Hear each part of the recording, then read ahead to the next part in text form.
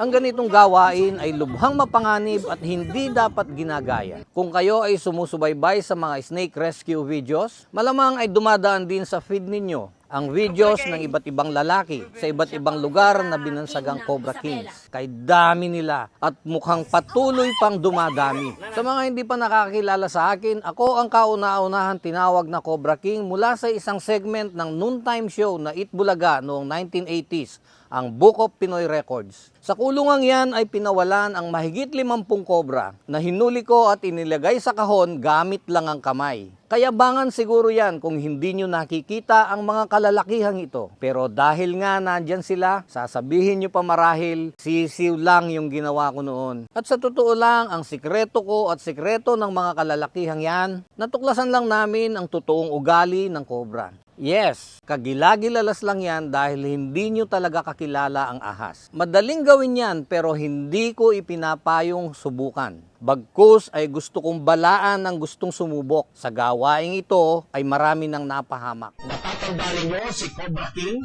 na pinalakay natin dito sa MGB noong 1997. Pero amin din pong napagalaman na may mga namatay na sa kanila. At ang dahilan, Cobra King. Nang mauso ang social media, maraming nakitang Cobra Kings daw sa iba't ibang lugar na sa dulo ay nagtrending dahil sa Cobra din binawian ng buhay. Umaraw na tinaguriang Cobra King ng Sorsogon. Ang ikinamatay niya, tuklaw mula sa alangin niyang kobra. Patay matapos tuklawin ng ahas ng binansagang King Cobra of the North na mula sa bayan ng Solsona dito sa Ilocos Norte.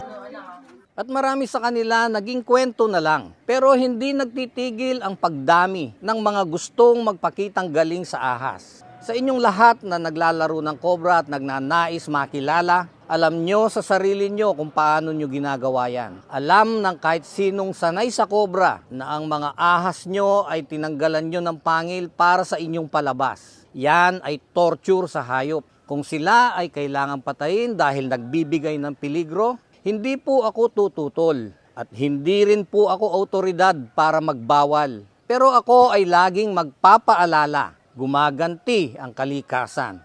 Kung dumating ang panahon na sa kamandag din ako matapos, sana ay magsilbing babala. Kung ang isang eksperto na tumanda na sa paghawak ng makamandag na ahas dito rin natapos, sana maunawaan ng lahat na ganito kalaki ang peligro sa pang-aabuso sa isang nilalang na nagtataglay ng kamandag.